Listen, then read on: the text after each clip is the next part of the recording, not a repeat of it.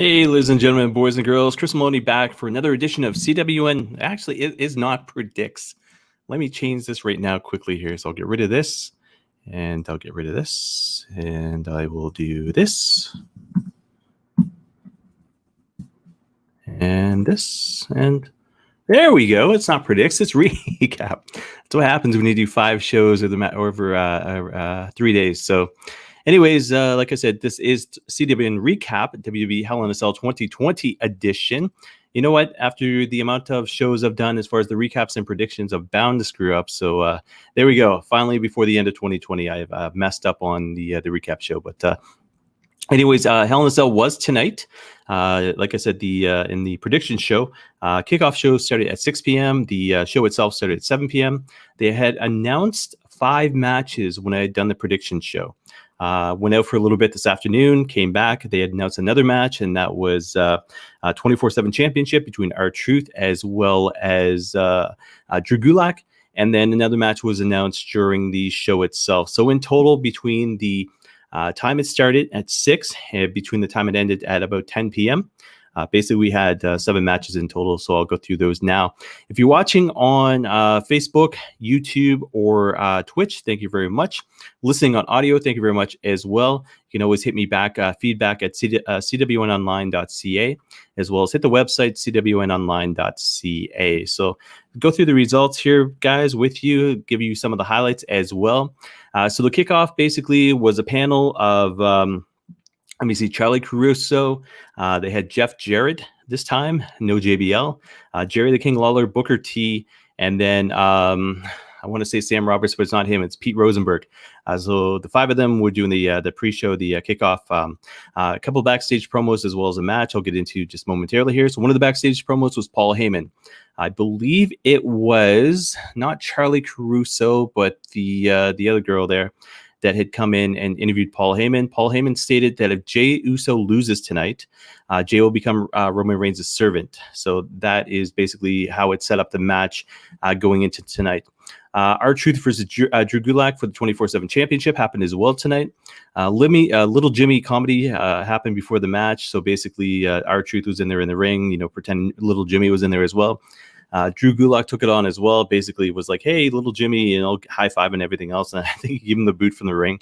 So R-Truth kind of went nuts from there.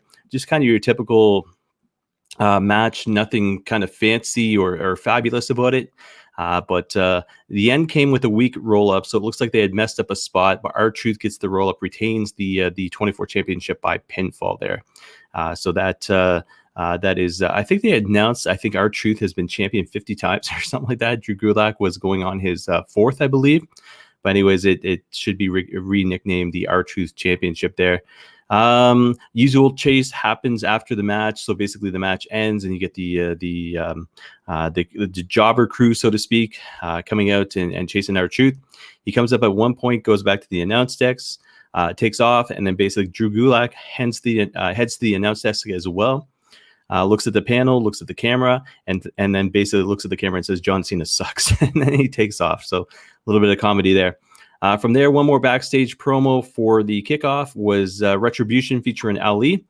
Ali was on camera, challenged the Hurt Business to a one-on-one match tonight, tells MVP to make a decision. So necessarily wasn't MVP and Ali, as far as the match goes. It was basically one member of the Hurt Business and then one member of Retribution in a match later on. So that's what we're going to see on the pay-per-view there, if MVP decides to basically say yes. So pay-per-view itself, like I said, started at 7 p.m. tonight. Match number 1, right away, Universal Championship match inside Hell in a Cell. So Jey Uso was dressed all in white. It was kind of cool because the fact is you had the ring ropes, which were white, the Hell in a Cell itself, which was red, and then basically Jey Uso all dressed in white. Michael Cole on commentary. This was the only downside of the match. The match itself played a good, huge part of probably 45 to 50 minutes, true storyline fashion, setting up for the family feud, like I said in the prediction show, with regards to The Rock eventually fighting Roman Reigns. So the thing is with this, they told a story. The story was great, But there were downsides about the match. Nothing to do with Jey Uso, nothing to do with Roman Reigns, but I'll go through it right here. So one of the things I didn't like was Michael Cole on commentary. He goes, basically, normally Jey Uso would go for a cover there. And that's after Jey Uso had hit one of his splashes from the top rope. So apparently WWE thinks their fans are toddlers. That I don't appreciate. Fact is, we know it's a Hell in a Cell match. We know it's an I Quit match. Fact is, we know there's not going to be pinfalls or submissions. It's basically the guy going to look at the referee and saying, I quit. So Michael Cole basically started to be annoying in this match at that point. From there, strap used by both men in the match. So Jey Uso went underneath the ring, grabbed a big long strap. Both guys had used that. Jey choking Reigns with the strap. Reigns started passing out. Once again, Michael Cole, but he has to say, I quit. So basically, they're saying that a guy could be knocked out, passed out in the ring. And the fact is, the match isn't over because the fact is the guy can't say the words, I quit. Brian Alvarez of Wrestling Observer Live, F4W Online, had said, okay, well, I guess if the guy's dead, then basically the match is never going to end because he can't say the words either. So anyways, a lot of stuff cartoonish, kind of kiddish as far as the WB goes, as far as some of the rules go. But like I said, the match itself was great. It's just some of the stuff like that kind of sucked. Where am I here? Uso with a chair at one point. Reigns got the Superman punch. Reigns goes for the guillotine. Jey passes out. The referee continues to ask him if he quits. So a referee immensely annoying in this match is the comment that I put. So again, no crowd. You have the virtual audience, so to speak. You're sitting there in the Thunderdome, and you can hear the audio of Jey Uso. You can hear the audio of Paul Heyman, of Roman Reigns, and then this referee as well. So Jey is passed out, and the referee's like, do you quit? Do you quit? He doesn't quit, Roman. Do you quit? Do you quit? And it's like, it's kind of annoying the way I just said it, like just, mainly just right there. Fact is, he passed out. So, make a decision, but he wouldn't make a decision. He basically just was like, hey, when's this guy going to wake up? When can I ask him if he quit? You know what I mean? So little things like that were kind of upsetting as a wrestling fan to me. From there, Reigns hits a drive-by at one point. The announcers sell it like it was the most horrible thing in the world. Simple drive-by we've seen by Roman Reigns multiple times. And again, the commentary by Michael Cole and Corey Graves. I cannot stand the two of those guys. But anyways, it is what it is. Reigns then hits another one with Jey's head in between the ring steps and the ring post as Jey Uso's lying on the mat. That should have been oversold like heck, but it wasn't. The first one was oversold more than the second one was. Ref goes to call the match, gets tossed from the ring by Roman Reigns. Another ref enters, gets chased. WWE officials step in. They get chased as well. So basically, Reigns leaves the ring, tosses the ring steps in, chases the officials out, traps Uso with the steps. So basically, he's got no physical damage being done, but he's got Jey Uso trapped with the steps down on top of him. And then basically, starts to basically mouth off to him. And cameras obviously right there picking up every single word. Reigns goes to hit Jey with the steps. So at one point, I shouldn't say at one point, but he goes to pick up the steps like this and slam them down on top of him. And that's when Jimmy Uso comes in, makes the save. Jimmy pleads with Reigns. Basically they get into basically entertainment mode, and Reigns starts crying. Jimmy Uso starts using the real names. Like, this is Josh. I think it's I guess Jey Uso's real name is Josh. He's like, this is Josh. Look what you've done to him, so to speak. So the fact is, like I said, Reigns starts tearing up. One point, Jimmy Uso takes his hand, extends it to Reigns. Reigns basically takes it back. And the next thing you know, Reigns traps Jimmy Uso in a guillotine. Well, at this point, I didn't realize the match wasn't finished. So basically, Jimmy Uso's trapped in the guillotine. Who is it? Jey comes to his senses. Jey looks at Reigns and Jimmy Uso, sees basically what's going on between the two of them. Jey looks at the referee. Jey looks at Roman Reigns, and Jey says, "That's it. I quit." And then the match is over. Roman Reigns, music hits. The ring announcer comes up. He basically says, "Your winner by the submission, so to speak, Roman Reigns," and that's the end of that. So I didn't really realize the match is still going on at that point. Where am I here? So, like I said, Greg Hamilton announced him as the victor. Afa and Sika meet Roman at the top of the entrance ramp, which was kind of cool. Basically put the lay over top of him. And then from there, basically Roman Reigns is basically announced so to speak, is the head of the table. He's got his father, Sika, beside him. He's got Afa as well. You've got the Usos in the ring, looking up, looking devastated of everything that's happened. So the storyline is continuing. It was a great match. A lot of media hype online as far as, people loving the segment itself, loving the match, loving the storyline that's going along with it. I'm loving where it's going. Again, like I said in the prediction show, I see Roman Reigns and basically, The Rock facing off WrestleMania for the championship. And like I said in the prediction show there, I see Rock losing to Roman Reigns at WrestleMania 37. So it'll be interesting to see how they get from here all the way through to WrestleMania, because you've got Survivor Series coming up next month, and then you got Royal Rumble, of course, in January there. So it'll be interesting. But like I said, the match itself was great. The hype behind it, the hype going forward, the storytelling in the match itself was great as well. The fact is, what I didn't like was Michael Cole's commentary, and what I didn't like was the referee. So, get rid of those things, and it was a great segment. So again, about 45 minutes. So guys, if you haven't seen Hell in a Cell yet, go back and watch it, check out the highlights, but it was a very good storyline finish there for Roman Reigns as well as the Usos. Match number 2 of the night, Jeff Hardy versus Elias. Hardy basically goes for the Swanton. Elias rolls out of the ring. Hardy follows, grabs the guitar from Elias and smashed Elias with it, calling for the DQ. So a very kind of basic, SmackDown match, Raw match, so to speak. Nothing kind of fancy about it. But like I said, Hardy grabbed the guitar from Elias and hit him with it, so he got DQ'd. So that was match number 2 there. So I think at this point, I'm 1 for 1 at this point, because I called Reigns to win, but I also called Elias to lose, but he ends up winning by DQ. So like I said, 1-1. Next match was Otis with Tucker by his side, facing The Miz with Morrison for the Money in the Bank contract. Obviously, Law and Otis took place on SmackDown, so you know what had happened there. So final minutes of the match, Morrison went to hit Otis with the briefcase. He was caught by the ref. So the ref, basically said, "Hey, Morrison, get the heck out of here. You're being tossed."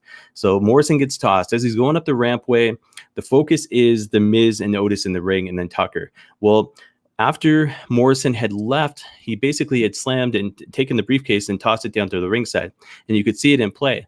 Well, anyways, Otis gets tossed to the ropes. Tucker had picked up the briefcase at this point. It goes and nails Otis with it. And, the announcer's like, "Oh my God, it was a mistake." And then all of a sudden, next thing you know, the Miz is looking at Tucker, wide-eyed and kind of like, "Holy crap, did you just do that?" Pins Otis, takes the briefcase, runs up the ramp, celebrates. And the announcer's like, "There's no way in the world it was by accident." So anyways, it's kind of like, what are they going to do? They're going to play it up on Raw. They're going to play it up on SmackDown. Well, sure enough, backstage promo, what happens next? The Miz and Morrison. Miz celebrates backstage. Morrison's right there beside him. Puts the WWE Universal Champion on notice, saying he's coming for them. Tucker walks in. They attempt to celebrate with them, but he won't celebrate. Basically, he puts down Otis to Kayla Braxton. Otis runs in, attacks Tucker. Tucker runs off, and that's the end of the segment. So they had played it up on the pay-per-view here as far as the two of them goes. And we'll have to wait and see what happens on Raw, what happens on SmackDown. But I see the two guys bouncing back and forth, and obviously feud probably happening. Well, not feud, but probably match happening in Survivor Series between the two. The biggest thing about Tucker, he said that Otis couldn't do anything by himself. That Tucker was the one who made the Mandy Rose thing happen. Tucker was the one that made the Money in the Bank briefcase happen as well. Tucker basically said he didn't deserve to get sidelined, to basically be put in the sides while Otis had all these spotlight and everything else, that he should have taken, Otis should have taken Tucker with him. So that was the whole big storyline behind this. Match number 4, guys, and this was the third last match of the night. Bayley versus Sasha Banks for the SmackDown Women's Championship, Hell in a Cell match. Again, Sasha Banks comes out dressed all in white, which is kind of cool. So again, like I said, the ring ropes were white. Hell in a Cell was red. Sasha Banks comes out all in white. You think maybe there's going to be some blood in the pay-per-view. There actually wasn't, I don't believe. You're never going to really see it in a women's match anyway, but like I said, with the red cage and Sasha dressed all in white was kind of iconic as far as just the look of the pay-per-view went. Bayley came out dressed all in black, so you had the good girl Sasha Banks against Bayley in all in black. Highlights in the match: Sasha tosses Bayley's chair aside, so it's Bayley's chair with the big X on it as the cage is dropping, so Bayley doesn't have the opportunity to use it. Banks uses a table to smash Bayley into the Hell in the Cell 3 times over. And then she runs up the table and hits a Meteora, which was kind of cool. Then she follows it up with a top rope Meteora in the ring. So Sasha Banks all about the offense at this point. Sasha at one point starts jumping around like Spider-Man outside of the ring, so it was kind of cool. So Sasha's on the ring apron, jumps to the cage, jumps back to the ring apron, and then ends up hitting Bayley, I think, with another Meteora type deal. But Sasha, obviously, like I said, like she looked like Spider-Man. She looked like Super Mario at one point. Kendo spot at one point. Bayley trips Banks into the kendo stick set up between the steps in the cage, followed up by a catapult into the kendo stick. So very hardcore. These two ladies going at it. I mean, it was one of probably the best matches of the show for sure. Bayley at one point, and you can hear the audio of this because, like I said, empty arena and you got the virtual fans. Bayley says, "Yeah, boss of the cell, boss my ass, boss with the stupid broken neck." So Bayley's playing the comedy act. It's so interesting because I'm looking at this match. I'm thinking to myself, Bayley is. You never would have thought because she got left behind. So Charlotte did her thing, Becky Lynch did her thing, Sasha Banks did her thing, and they were basically all in the spotlight. Bayley was kind of left behind doing the gimmick. And when then she turned into the Karen, so to speak, she capitalized on it. You know what I mean? She's a SmackDown Women's Champion for 380 days at this point, but she's gone and ran with the gimmick, and it's completely transformed who she was, and she's believable as a WWE superstar at this point. So after that, Bayley duct tapes kendo sticks together, sets them between the cage and the ring.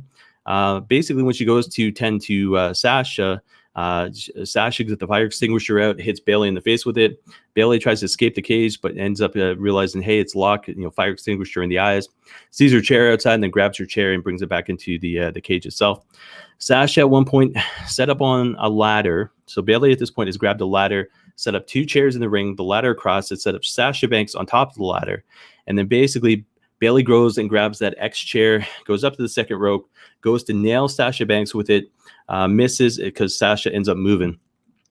Bayley goes for the Bayley to belly in basically the next sequence using the chair. So Bayley's got the chair and Sasha in her arms, and she's going to basically do the Bayley to belly with Sasha would have been landing on the chair. Sasha blocks it. Sasha uses the chair to locks the bank statement while kicking the chair to create more force on Bayley's neck, and then basically new WWE Women's SmackDown Champion happens. So Bayley loses after 380 days. Weapons used in this match: kendo sticks, chairs, duct tape, fire extinguisher, ladders, and spray paint. So two women going at it. It was absolutely amazing match. Again, the internet, Twitter blew up about it. But I mean, this was amazing. I remember back when Charlotte Flair fought Sasha Banks in the Hell in a Cell. I remember the moments and the holy crap moment, so to speak. And this basically probably the top women's Hell in a Cell match I think I've ever seen. Backstage promo at this point was the Hurt Business responding to Ali and Retribution. MVP gets on the mic, says Lashley's going to be in the match. One ups it, basically said the United States Championship's on the line. It's going to be a one-on-one match, so basically nobody at ringside. So Lashley said he's not waiting any longer, heads to the ring by himself. Slapjack is his opponent. He heads to the ring by himself as well. The finish was a spine buster into the Hurt Lock. And so basically Bobby Lashley retains. Retribution attack post-match. Lashley fights them off. As he's fighting them off, Hurt Business come down just to basically be there with him. And then the long story short, Ali, as he was about to attack Bobby Lashley, ends up backing away, kind of landing on his butt, heading outside the ring. Retribution right now is looking like a bunch of jobbers. They had so much momentum going in. They're like, who are these guys? What are they going to do? They're ripping up the SmackDown ring. They go over to Raw. They're ripping up Raw. The announcers are all scared and this and that. Next thing you know, they come out, cut a segment, cut a promo that they're all signed. And then next thing you know, they're looking like a bunch of jobbers. Like Slapjack, I think, has lost his last two matches in a row. They lost on Raw. And then, or it might have been Dijakovic. Don't know I forget what his Retribution name is. And then Slapjack loses tonight. So like I said, they're looking like a bunch of jobbers. Mercedes Martinez got kicked from the group for whatever reason. And I saw a comment on Twitter today. It's like, you know what? Hey, thank your frigging lucky stars for that, because you don't want to be part of this group. So that was that. Last match of the night, obviously the main event, Randy Orton taking on Drew McIntyre, another Hell in a Cell match. Highlights of the match. So McIntyre comes out first. I'm sitting there wondering, I was like, why is the champion coming out first? So as he's coming out first, he goes and looks at the cage, looks at the Hell in the Cell, goes to enter it, and all of a sudden you see this guy behind him all dressed in black. Well, the guy behind him that was all dressed in black during his entrance was Randy Orton. So Randy Orton attacks him, brawl outside of the ring for the first few minutes.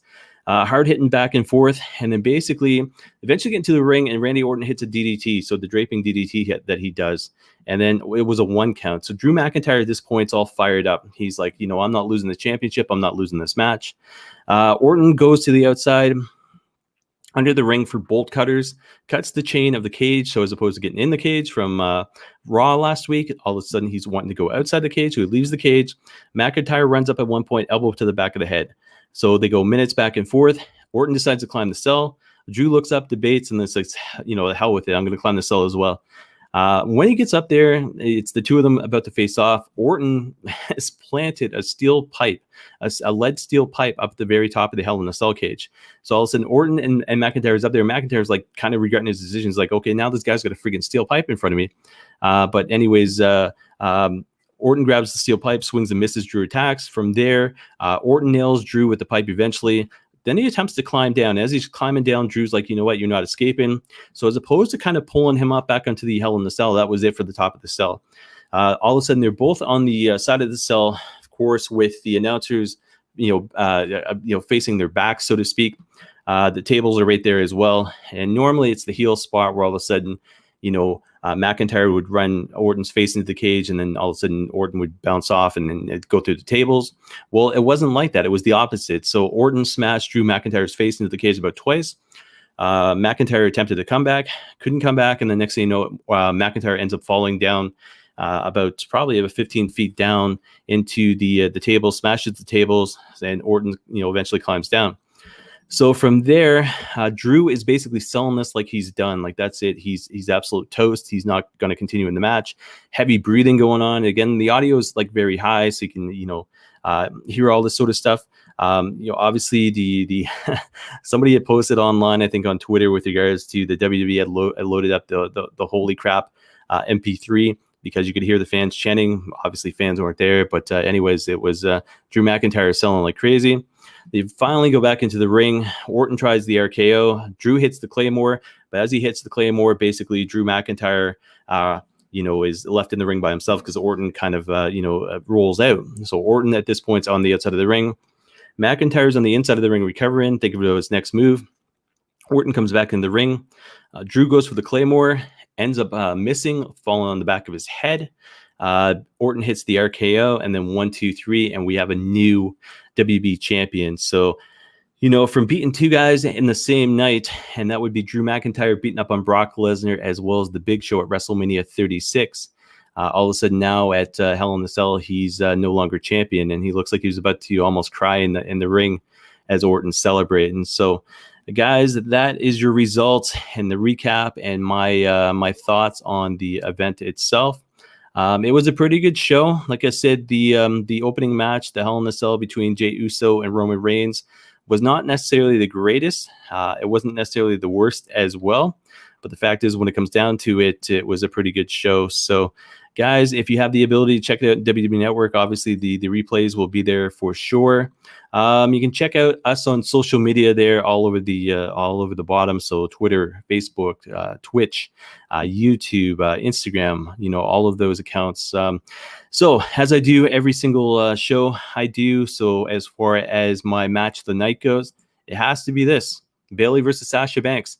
They sold like there was no tomorrow. It was a great match. Puts, like I said, I shouldn't say to shame, but basically it is the best Hell in a Cell match I've seen between two women in the WWE take place. So props to them. In saying that, here we go. Wrestler of the night, Sasha Banks. She put it all out there. She made herself look like the superstar that she is. She ended the reign of Bayley after 380 days. She took it to Bayley. The feud, how it came about, played up well. Obviously, you saw what happened tonight, and you saw, not the climax, but the end result, so to speak. Obviously, they're probably going to feud again, probably Survivor Series and this and that, probably going through the Royal Rumble. But the fact is, Sasha Banks beat Bayley after everything she went through. You know, Bayley turned her back on her, injured her, and then all of a sudden Sasha Banks got her retribution, her revenge tonight, so to speak. So that is my, like I said, my wrestler of the night right there. So match of the night, Bayley and Sasha Banks, and then wrestler of the night, Sasha Banks herself there. So could have easily been Randy Orton, Drew McIntyre, but you know, I had to go with Sasha Banks and Bayley. It's when you watch that match and you watch the other two matches after that, it's still Sasha Banks and Bayley was the winner for me. So guys, you can check me out online, me personally, at Chris Maloney CWN on Twitter as well as Instagram. You can check out the website for us at cwnonline.ca as always. You know, we do the recaps, the prediction show. We also do CWN Weekly every single week. So we're going on episode 11 coming up this coming Friday, October 30th. That's going to be live 7 p.m. YouTube, Facebook, as well as Twitch. And yeah, like I said, we've done 5 shows in the past 3 days. So 2 prediction shows, 2 recap shows, and then CWN Weekly, which was this past Friday as well. So guys, that is it. I'm going to get some well-needed rest. You know, maybe watch some football. My Pats aren't doing the greatest right now, but I think there's probably still football on TV right now. Oh, and saying that, the Undertaker special starts tonight. So it is the 30 years of The Undertaker. They announced that tonight as well. So Survivor Series is going to be Undertaker themed. So it's basically 30 years of The Undertaker, and he made his debut at Survivor Series. So Survivor Series I'm looking forward to as well. They announced the date of it. I'm not exactly sure what the date was. I think November I can probably quickly bring it up here. I think Survivor Series is the 22nd, if I'm correct. Don't think it's the 15th. I don't think it's the 29th. So I got to say the 22nd. So, you know, not that much time in between now and Survivor Series, but it is one of the big 4 WWE pay-per-views that everybody looks forward to, especially as old school fans right there. And the last thing I want to comment on as well, and this was a kind of a poll that was put up by WWE on Twitter. So it was, which was your favorite match, WWE Hell in a Cell? So when I voted, it was at 14,000 votes. When I'm looking right now, it's 25,900 votes.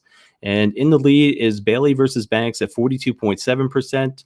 You've got Reigns versus Uso at 30.2%, McIntyre versus Orton at 23.3%, and The Miz versus Otis at 3.7%. So that was, like I said, when I voted, it was only at 14, and now it's up to 25, and it's only been a matter of about 20 minutes or so. So guys, it's like I said, definitely check out Hell in the Cell. And like I said, the Bayley versus Sasha Banks match is absolutely amazing. And then the Roman Reigns versus Jey Uso match, just for the storytelling itself, was great as well. So that is it for the prediction recap shows for this weekend. Still going to watch UFC from the other night because Khabib won and then he retired. So still going to watch that sometime in the next couple of days. But I'll do a little bit of a review on CWN Weekly episode 11 coming up this coming Friday, October 30th, 7 p.m. Twitch, YouTube, as well as Facebook. So guys, if you watched me live, thank you very much. If you're watching the recap, the show itself on replay on YouTube, Facebook, or Twitch, thank you very much as well. If you're listening on audio, thank you very much as well.